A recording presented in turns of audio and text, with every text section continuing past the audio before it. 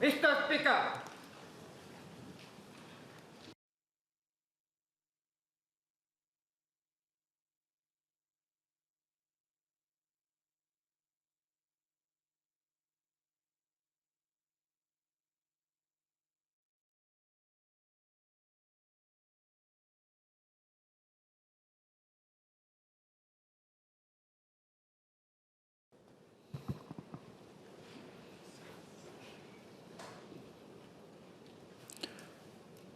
Order. Questions for oral answer.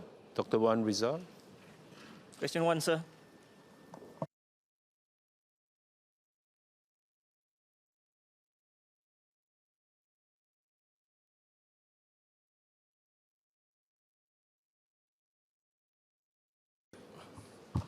Mr. Speaker, sir, my response will address the questions raised by members on the management of bullying incidents in school. May I seek a permission to answer oral questions 1 to 12 and written question 29 on today's order paper? Please proceed. Thank you, sir.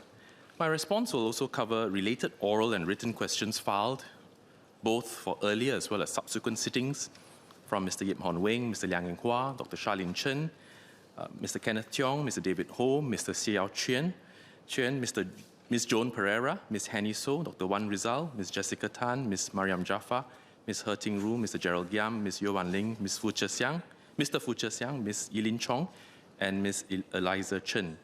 I invite members to seek clarifications if needed and thereafter withdraw their questions for subsequent sittings. Sir, recent media and online reports of students engaging in hurtful or bullying behaviours towards others have renewed the spotlight on this issue.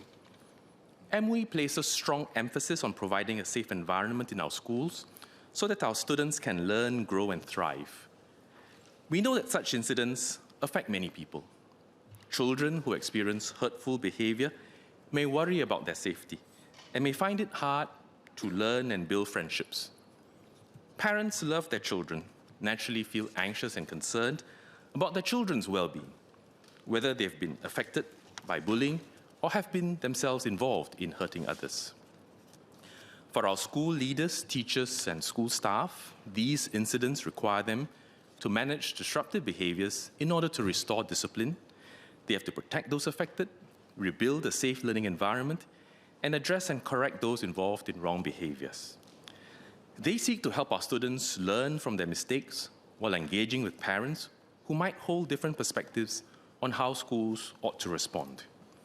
Our approach seeks to provide practical support to help children learn better behaviour, give parents confidence in school responses, and enable teachers to maintain caring and enabling learning environments for all students.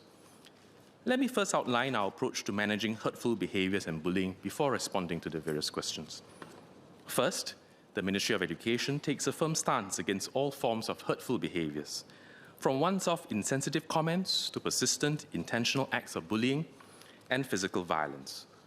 Schools have rules against such behaviour and teach students why these behaviours are wrong. Second, we recognise that children learn behaviours from multiple sources: home, school, peers, online. Therefore, upstream preventive work involves these parties, and we all need to play a part. Third, discipline in the context of the school environment is an educative process. Disciplinary measures must help students learn the consequences of their actions. As children have the potential to learn from their mistakes and grow through experience, our disciplinary approach must continue to focus on teaching, guiding, and rehabilitating our children and helping to restore relationships. Finally, parents and families are key partners. We need to work with them, build a relationship with them, so that they can work with us to instill kindness and respect for others through positive adult role modeling and closer monitoring of children's online activities, especially outside school. Our schools also work with the community and partners in addressing hurtful behaviours.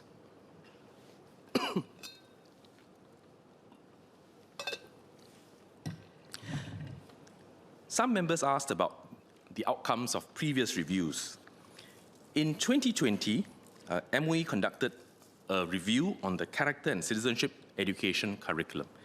In the context of that larger review, MOE also looked at the issue of bullying. This led to a number of CCE-related enhancements which were implemented in 2021. Of these, 3 were relevant to strengthening schools' capacity to address hurtful behavior and bullying. First, the CCE curriculum was refreshed to place stronger emphasis on guiding students to be kind and caring, both online as well as offline. Second, schools established a peer support system in every school where students are taught how to support one another, be an upstander, and look out for those who do not have strong support from their friends in school. So sometimes you go around, you see some of the children with a badge that says peer support leader or some other variant of the name. Third, our schools have designated staff whose work covers areas such as fostering positive school culture, addressing hurtful behaviors, and working with parents and the community to guide and educate our students. I will next elaborate on how these enhancements and other existing measures address bullying and hurtful behavior in our schools. Let me start with educative efforts, which some members have asked about. From young, our students learn pro-social behaviors through lessons and adult role modeling in schools. The CCE curriculum and the school environment emphasize values and respect, and students learn to be kind to their classmates, resolve disagreements respectfully, and learn appropriate ways to stand up against bullying. Through cyber wellness lessons, they also learn to extend such pro-social behaviors online. In addition, students learn about healthy mindsets, habits, and skills to strengthen their mental health and resilience in the face of challenges. Students learn how to respond when they encounter unsafe situations. They're taught to stay calm, avoid retaliation, move away from the situation, and seek help from a trusted adult, such as their parents, teachers, or school leaders. Some members asked about school processes such as anti-bullying frameworks, reporting channels, investigation, and parent engagement timelines and disciplinary measures. Our schools have policies and frameworks that send a clear message to students that hurtful behavior and bullying are not acceptable. These include school rules and consequences for bullying.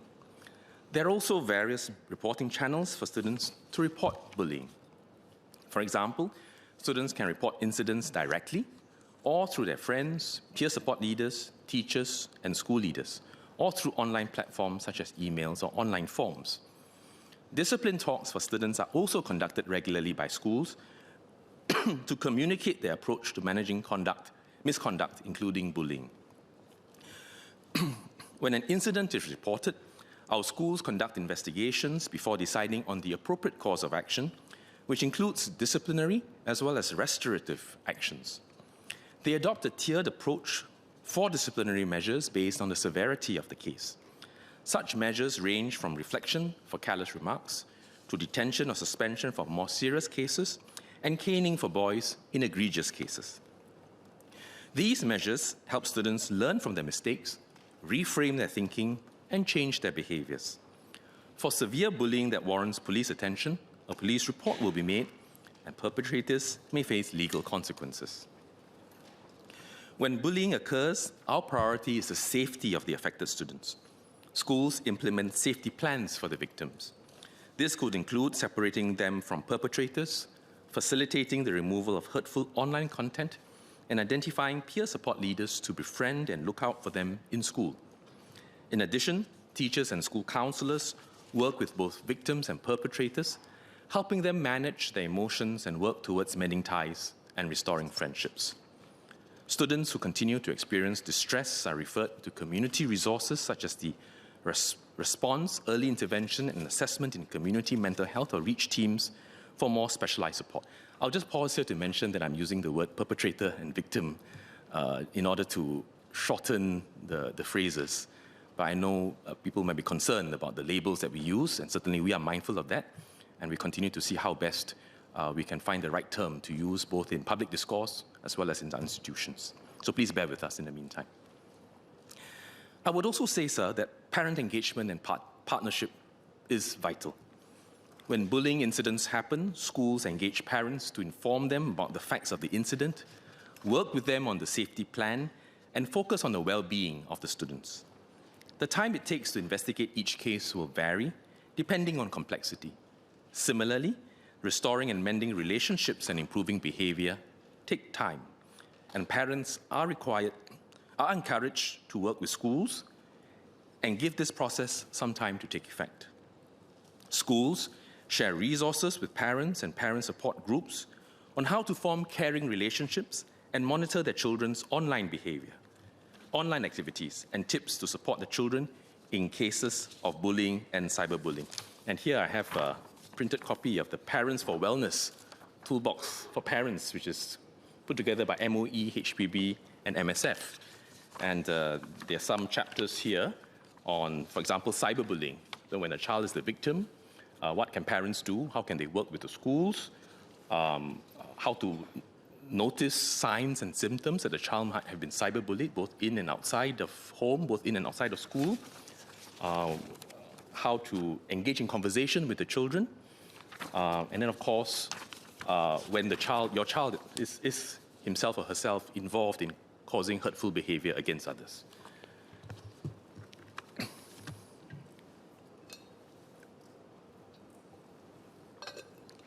Mr. Speaker, some members have asked about teachers' training and support for our schools. As part of teacher preparation courses, all teachers are trained to foster a positive class culture, address hurtful behavior, and recognize signs of distress. They are supported by key personnel and school counselors. Our schools use MOE guidelines and resources on what constitutes bullying and cyberbullying and how to manage these cases. Some schools also work with social service agencies to conduct bullying and cyberbullying awareness programs for students and training workshops for school staff. School personnel also regularly review their school-based strategies to manage bullying and share good practices with other schools. Indeed, improving our framework to tackle bullying is a continual work in progress. Members have raised useful suggestions that we will consider as we seek to strengthen our current measures. As I shared on the 27th of August this year at a dialogue with educators, parents, and community partners, MOE had been conducting a comprehensive review of bullying since early 2025. Based on the work done so far, we are now conducting external public consultation on 4 key areas. First, strengthening our school culture, environment, and processes. Second, give greater emphasis to values education for our students. Third, providing more resources and support for our schools and educators and deepening their capacity. And fourth, enhancing school-home partnerships, the relationship between our teachers and educators and parents and families. We are encouraged to have received many constructive suggestions from parents, students, educators, community partners, and researchers. These include providing schools with more resources to investigate and deal with cases, involving parent support groups to support parents whose children are involved in bullying, keeping parents informed about the content of CCE lessons so that they can reinforce values education at home, and involving peers to educate others on being an upstander, amongst many other suggestions. We will consider all these suggestions, as well as ideas raised by members, seriously before finalizing the recommendations, which we aim to release in the first half of 2026. Our shared goal as an education system and as a society must be an empowering one. We have a collective responsibility to help our children, our next generation, learn how to relate to others, be kind, and show respect to others.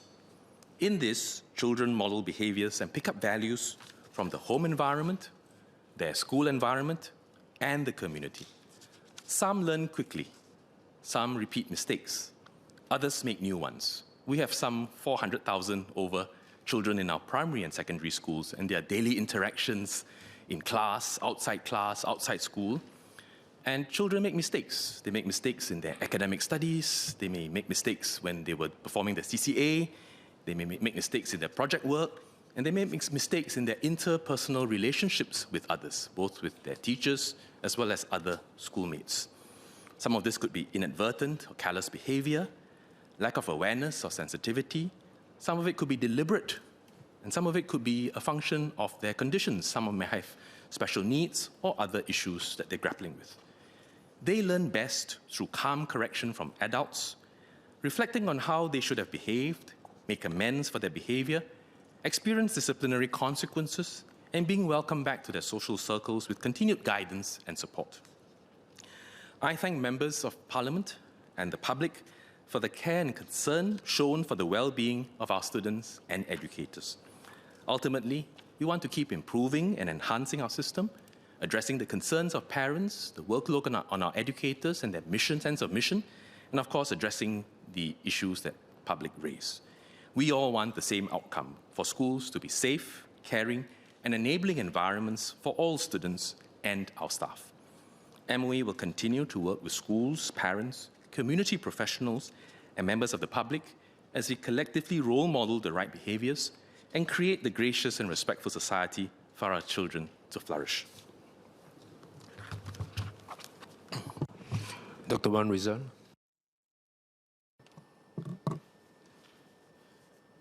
Mr. Speaker, I thank the Minister for sharing our approach towards bullying. As a parent, when I first heard the news about bullying and how persistent it has been over the past few months, it was extremely worrying. As an educator and someone who believes strongly in mental health, I thought we were in the right track, scaffolding our efforts to make sure that we give the right support to the children. But being a parent too, and many parents have actually approached me about the concern of whether we are being a bit too soft in our approach and whether a harder stance would be necessary. As an educator, I also feel that sometimes as educators, we do not have that empowerment to take extra steps further. Of course, we worry about the effects of us being too hard on our students sometimes, but I think it's a balance. Having said that, I have two sub-questions for you. I think firstly, parents are often the first to notice the changes in the child when someone goes through a certain phase. And I think we need to have more support. The toolkit we have actually provided is actually wonderful. In fact, I have questioned before how accessible is it for our parents. So my question is, how do we actually make use of this toolkit further to prevent and empower parents to actually help them in their journey in helping their child when they are bullied, or in this case, both sides, whether the perpetrator or the victim. I think we need to give the right support for them. Now, as an educator, I've mentioned before about our worries about being sidelined for taking a harder stance to some students, for example. And is there some assurance from the ministry so that our educators can take a harder stance sometimes and balance it, as we approach our students moving forward? Thank you. Minister Lee. I can see where the member is coming from, both as an educator as well as a parent. And let me address his questions. The first on empowering parents, sharing with them best practices, sharing with them the toolkits. I've explained earlier in my speech or in my response how our schools already do that and how some of this material is available both online and sometimes in hard copy. But I think we should spend this quality time looking at how we can further enhance and improve our system to address the concerns of children and parents and of the public, while also making sure that we assure our educators and our school staff who are on the front lines teaching, not just teaching academic knowledge, but also shaping, teaching and molding lives, values and perspectives.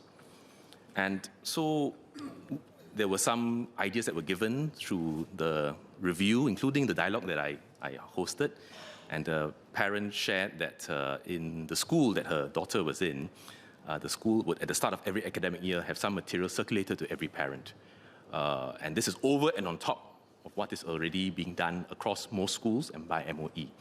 So this is what we call the community learning network, where we have our educators from different tracks share their best practices with one another so that we continue this spirit of positive learning to how to manage various issues on the ground as well as in the community. So that's first. And we certainly would value ideas from the member as well as other members on how better we can support parents, work with our schools and with our teachers to manage these issues, whether the child is a recipient of hurtful behavior or is the person who affects others through his or her behavior. In terms of educators, we have, as I said, a suite of tools that our schools can use. There's a tiered approach from reflection and learning from more mild cases or careless cases, or hurtful comments, to more severe punitive measures, such as suspension, detention, and some discipline masters also shared with me that they make some adjustments along the way. For example, they may find that, well, it is more effective to make the child perform some community work in the school, as opposed to just suspending the child, and the child doesn't learn, and the child might not see that really as punishment in certain circumstances. But all in, when I describe the multi-tiered approach in terms of the severity, if I may use that word loosely, of disciplinary measures, I think we must keep emphasizing the fact that these are intended to help the child understand that there are consequences for certain behaviors. Those disciplinary measures must be appropriate to the context, to the children involved, as well as conduce to learning from their mistakes, reflection, restoration of relationships, including mutual apologies or apologies of the appropriate kind, and then the children move forward. So when these are done appropriately and we leave some judgment to the educators and school leaders, these will help eventually for our children to learn and to grow. Mr. David Ho. Thank you, Speaker, and I thank the Minister for his response. Allow me to say that my 3 questions come from conversations with various Singaporeans. First and foremost, it's about disciplinary measures. Could MOE consider moving from home suspension to in-house suspension in school? Reason being why? Because suspension during my time was painful, because you don't get to interact with your friends, and even if you go to the arcade, you have to be at 6:30. But parents do highlight to me that with the access of mobile phones today, a home suspension just means that at home they can play Mobile Legends. And this then makes us question the effectiveness of home suspension. So could MOE consider moving from home suspension to in-house suspension? The second question comes from the fact about the well-being and the safety of the person that's reporting. Could MOE consider a standard anti-retaliation clause, explicit consequence for post-report harassment, and communicate this to students and parents? Because what they do know is that for students who report, they are worried that their parents will, the person that they reported parents will come after them. So, and the third point is about accessible channels. I recognize that there are a few accessible channels mentioned earlier, but we wonder whether could MOE consider specifying a minimum bundle of reporting options, such as mentioned earlier, peer support, online reporting and all, so that this allows schools to have a common baseline, and every child in all schools will know that these are the various tools that they can access to, while still allowing schools to retain their autonomy. Thank you. Minister Lee.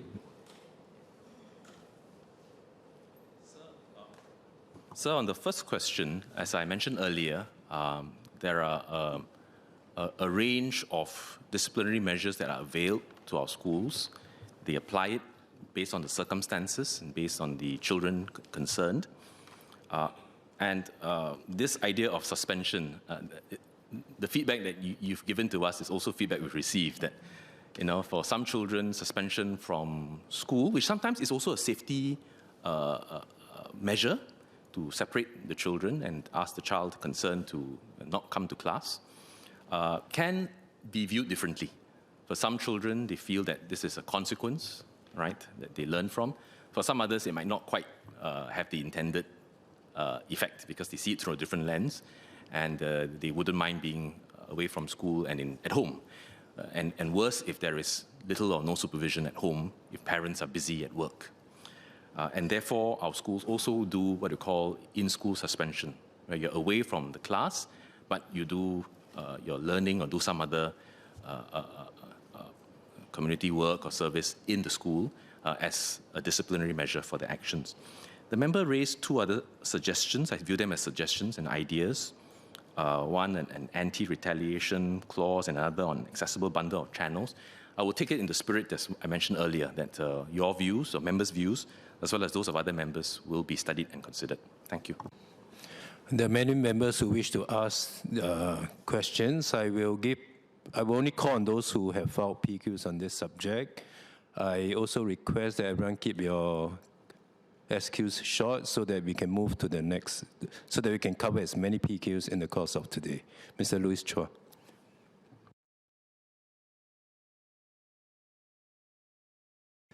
Thank you, Speaker. It's two SQs for Minister. The first is to what extent is there the close monitoring of the victims as well as the perpetrators after the bullying on the part of victims when it comes to adherence to the safety plan, and for the perpetrators, whether the adherence to any long-term interventions and rehabilitations. Second is in terms of the existing kind of review that's ongoing, where does the Minister or Ministry see as the current gaps that needs to be further strengthened, and when can we expect these to be announced? Thank you. Minister Lee. I take Speaker's guidance on short replies. First, close monitoring of children involved. Well, the schools will do that after consequences are meted out or counselling and other measures brought into place. And depending on the situation, of course, and depending on the impact of the children, the educators, the school counsellors, if necessary, or sometimes even external agencies like REACH may be called in, and each will have to be customized based on the situation. In terms of the gaps or the possible areas that we are looking at, I've articulated them in my response.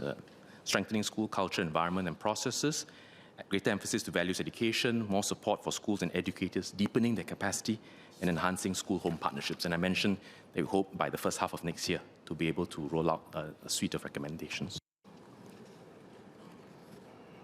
Ms. Heniso, Mr. Chua and Minister Lee has set the gold standard in terms of their clarification and the replies. Please maintain it. I will try my best, Mr. Speaker. Thank you, Minister, in relation to acknowledging the fact that parent engagement is actually vital in such a situations of bullying. In this regard, I wish to ask actually how promptly does the schools or the teachers actually get in touch with the parents? Is it actually once the bullying incident had occurred to update the parents at the earliest opportunities, and whether there will be continuous efforts to handhold and work with the parents in addressing the issues. I think many a times while we acknowledge and understand that resources are lean and teachers and schools are working very hard in addressing different issues at the same time, I think it does come in useful to assure the parents on what are the progress and hard work that has in fact taken by the teachers and the schools in their best efforts to address the issue. Thank you. Minister Lee. So when an incident happens, as I said earlier, the first priority is safety. And if a safety plan needs to be put in place, it will be done. That's the first priority. Then some fact-finding. What happened, who were involved, and so on. And of course, in deciding whether and when to contact parents, sometimes there are one-off incidents in class. Children have an altercation, or some hurtful words was said, and the teacher is teaching, and the teacher wants to restore discipline, turn it into a learning opportunity, and then carry on with the rest of the class. And sometimes the teachers might then say it's been addressed, right, between 2-3 children, one-off. They might then decide, don't really need to get the parents involved, But sometimes the issue is more serious, or if it's a repeat issue, the teachers will then, of course, apart from tackling safety and then doing some quick fact-finding, will then notify the parents. It's a judgment that the school leaders, the key personnel for student well-being, as well as the teachers and the school leaders have to exercise. And of course, when they notify the parents, they would notify often both or all sides who are involved in order to tell them what has happened, so that they also hear from the school, and then of course on the follow-up action the school will take, and of course working with the parents to make sure that the learning points are carried across both in the classroom as well as at home. Ms. Eliza Chen. Thank you, Minister, for appreciating that children pick up behaviours from home and other contexts. I'd also like to ask the Minister if he can share what support measures are in place for students who have been identified as victims or perpetrators of bullying who also experience child maltreatment at home. And also, how does the Ministry ensure that teachers and school staff are trained to recognise signs of child maltreatment linked to bullying cases? My last question, because we understand that each case is also varying in complexity, can the Ministry provide an average time frame for resolution to report to closure in bullying cases that have been reported across schools? Thank you. Minister Lee.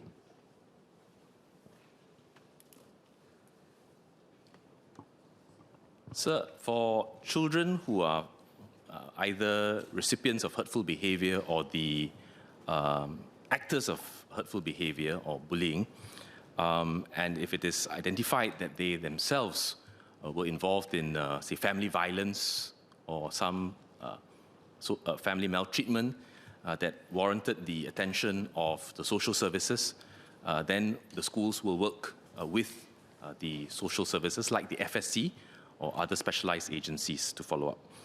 On the second question, members asking for average time. I think that's very hard to give a clear answer to because it really depends on the facts of the case, depends on the circumstances, and depends on the severity. Mr. Liang Eng Hua. Thank you, sir. Two questions. Firstly, I'd like to ask the Minister whether in the recent notable cases in the schools, whether the schools or MOE do a post-mortem or look-back review to see whether if there were interventions earlier, could this be prevented?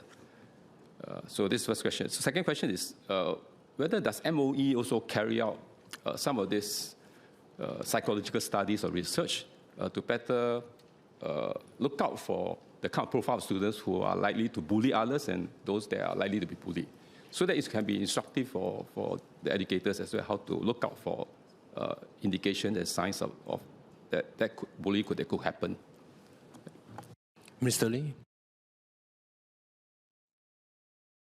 Whether schools do post-mortem, well, it depends on what happened, but I'm confident that schools do look-backs, just as they share best practices with one another, both within the school as well as across various schools and clusters.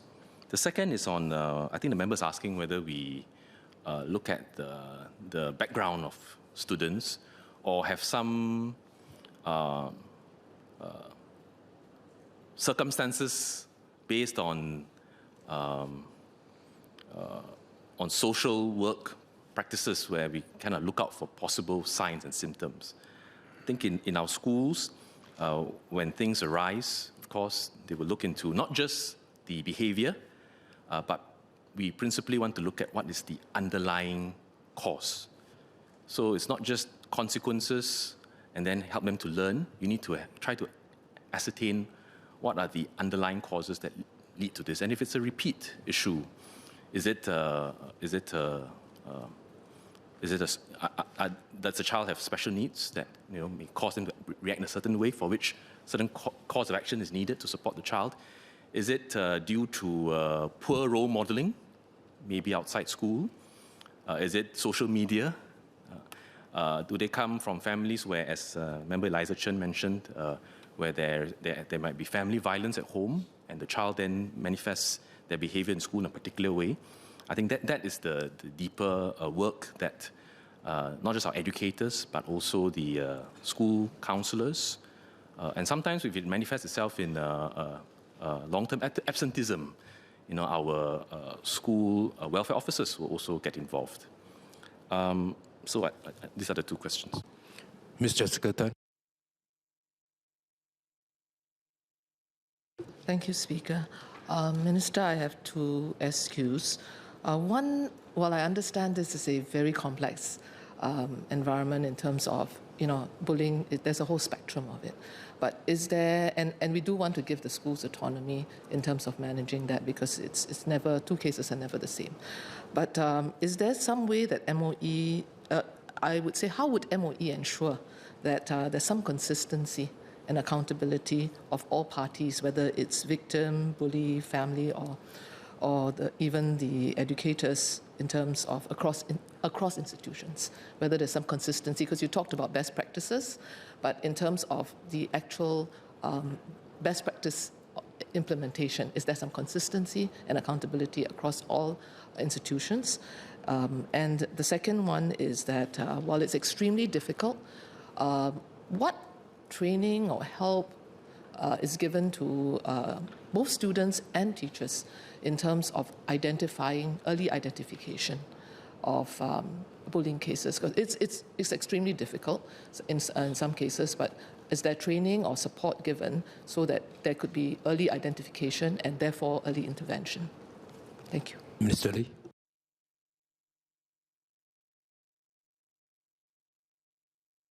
First, as I mentioned earlier, there is an MOE framework, school bullying management guidelines that are issued to schools, where they set out some guidelines for schools in order to help them implement their measures effectively in school. And there is a community learning network. Sometimes it involves the discipline masters, sometimes school leaders for different topics. They also have these learning networks for various subjects as well, and CCA and CCE and so on. So when it comes to managing hurtful behavior, bullying in schools, there's also such a network amongst teachers as well as key personnel who are involved in our schools in handling these issues. And the second is training and help for early identification that would apply across the board, right, in the school, from school leader to educator to counselor and school welfare officers to our students. And a lot of it is enmeshed into our CCE, all right, character and citizenship education classes that bring across these points in an age-appropriate way. All right, for example, in primary school, lower primary, teach them about friendship, how to make friends, how to maintain friendships, how to be kind and caring and sensitive to one another. And as they grow a little bit older, it can be a bit more explicit about hurtful and bullying behavior, and then how to be an upstander, how to respond appropriately, and how to look out for cyberbullying and so on. So that is for the school at large. And then, of course, we have peer support leaders, and that was a result of the 2020 major CCE framework review. And peer support leaders don't just deal with bullying and hurtful behavior, of course. They're there to help students who have difficulty adjusting, new students who've come in, primary one students, help to keep an eye out for other students who might run into difficulties or may feel down. And of course, to look out for early signs of bullying, and then encourage, train, in fact, to report to an appropriate adult, including a teacher or a counsellor. Mr. Pereira.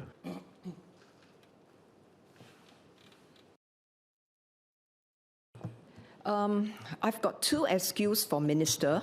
For cases of cyberbullying, what is the status of the Ministry's work with relevant authorities and online platforms to take action on cyberbullying incidents or content? And my second question, do these include quick response channels that will allow the rapid takedown of bullying content posted online? Minister Lee.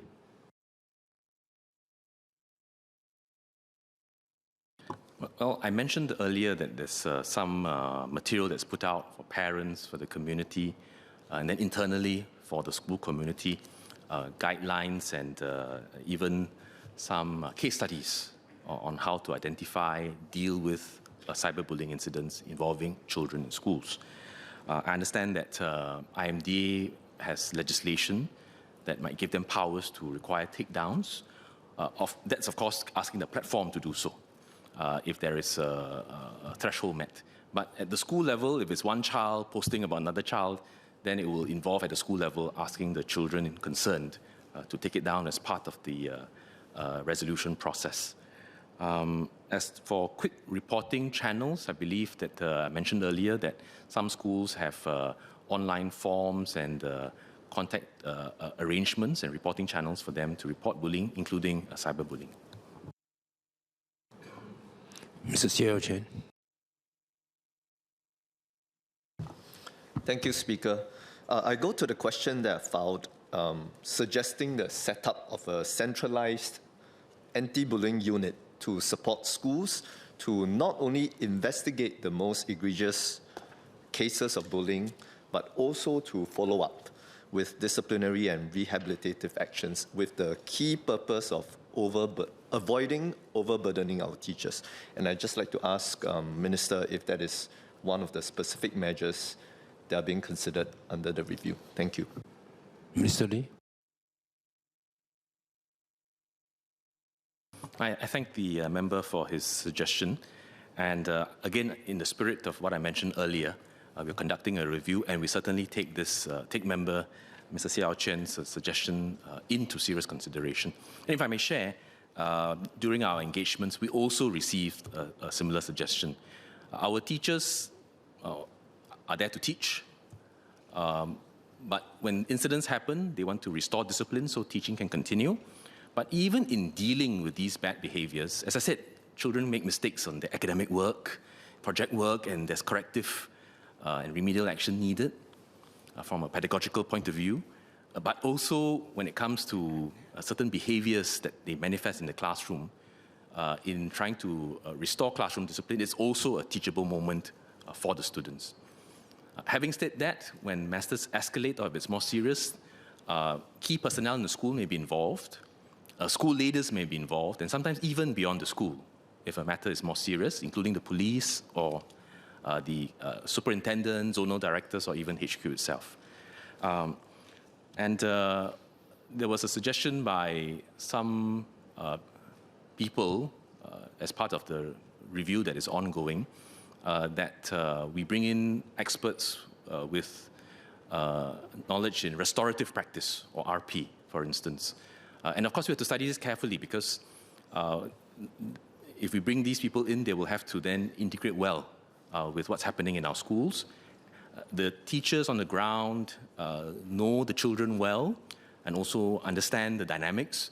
If you bring an external party, they have expertise, but they will then also have to go through a certain get-up in order to understand what's going on and to build a relationship with the school, educators and staff, as well as with the parents. So certainly, we will study it seriously. Mr. Hong Wing. Thank you, Mr. Speaker, and thank the Minister for his reply. I have two SQs raised by educators. Could the Minister share what safeguards are in place to prevent over-reporting of false positives that may overwhelm teachers and dilute attention from serious cases? And secondly, in strengthening anti-bullying measures, how does the Ministry strike a balance between protecting victims and helping students build resilience to manage everyday small disagreements or teasing that may not amount to bullying? Thank you. Mr. Lee. Maybe just ask the member, I didn't quite catch the first question. Over-reporting that overwhelms the teachers. Perhaps the member can clarify. Sorry, I didn't catch that. Mr. Yip. Thank you, Minister. I mean like small issues or incidents that may not be considered as bullying, but students report it to teachers, and teachers may be overwhelmed by some of these small incidents. I understand where the member is coming from. I think sometimes you can never get it perfect, right? Because so many children are involved, and we have this network of peer support leaders as well. And all our children are encouraged to report if there are issues that they face, if they're not feeling good, or they see some other classmate in difficulty, or they see some behavior, they will report. Because they look up to the teacher as someone whom they respect, as a figure of authority, someone whom they know and trust. And the teacher will then exercise judgment, right? I don't think there is a particular policy you can put in place to get children, including primary school children, to calibrate it to the right level. But we are mindful, ultimately, of the demands on our teachers. They are prepared to work hard, but there must be clear purpose and meaning, and helping our children learn the right values, right, and the right behaviors, and building resilience in them is important, right, comparable to what they're teaching in terms of academic subjects, these lessons in life, these life skills are perhaps even more important. So our teachers will not shy away and will use these as opportunities to try to turn it into a teachable moment. And the member is right. I don't think we want to give people the impression that we don't want to overprotect our children because we want them to be resilient. It's a careful balance.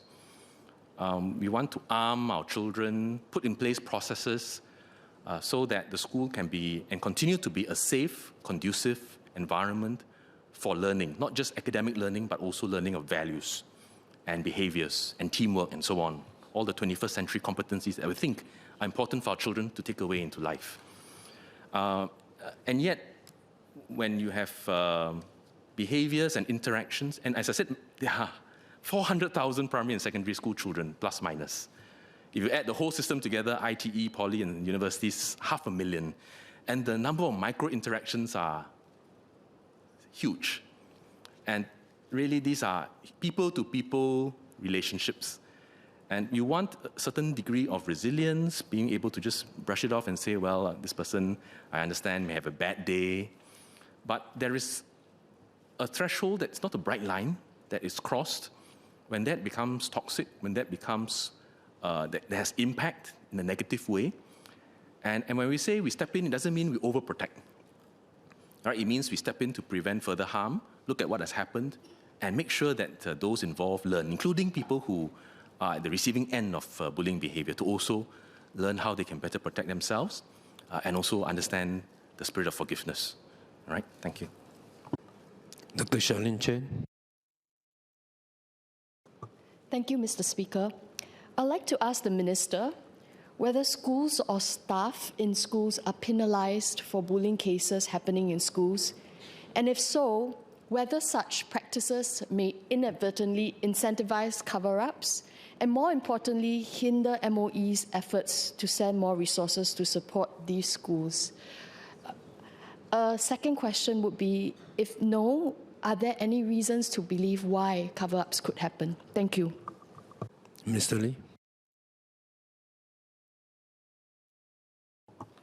I'm not aware that there are such penalties for schools or educators if a bullying incident happens in their class or in the school. I can't believe there is, though I would certainly go back and check.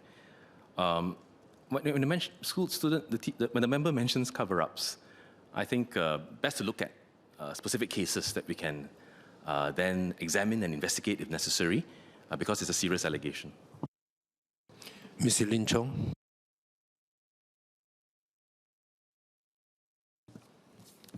Thank you, Mr. Speaker. Thank you, Minister, for touching on MOE's upstream preventive measures and approaches. My SQs actually pertain to this. I'm very heartened to hear about the enhancements that have been made to the CCE since 2021.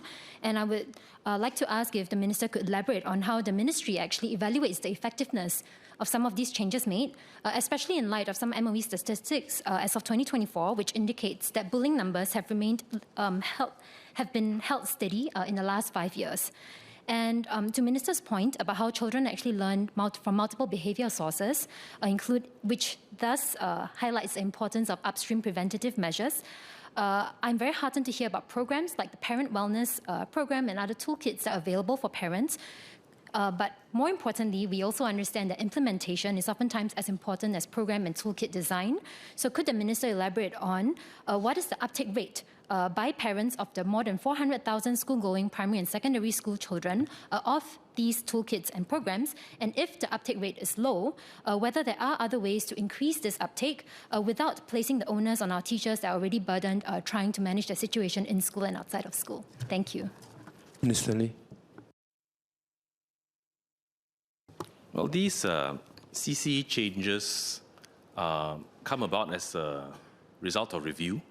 We want to have a comprehensive review of the kinds of character and values that we see as important to develop in our children, and we will continue to review these from time to time. And then they are then delivered through pedagogy, through class activities, through student activity, and so on, as well as adult role modeling. And as I said earlier, we hope to be able to also share that with parents so that they can do some reinforcement at home. Our parents take charge of our children's upbringing and are also, in a way, teachers of values and character, in as much as our teachers in our classrooms.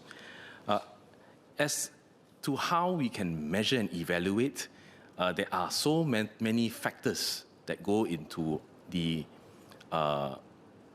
behavior of our children. We, of course, can see some of these manifest themselves in the children's relationship with one another, their attitudes towards people around them, including their teachers, and some of this can be seen on the ground. But I think it is very hard to scientifically measure for each and every child whether these improvements to CCE have, in the short term or immediate term, resulted in certain factors. So the causative link is not so easy to establish, but these are reinforced, these are role modeled, and we hope that this sets them in a good position and trajectory for life. As for the uptake of toolkits, I don't have the data at this point in time. I have said in my reply that these are made available. Our schools disseminate some of this information to our parents, as well as to parent support groups. And we certainly, as part of this review, want to see how we can improve the material, make it more accessible to diverse audience, and find better and more effective ways to connect with our parents, not just by sharing information, but by working together for our children's well-being and development. Ms. Yeo Wan Ling.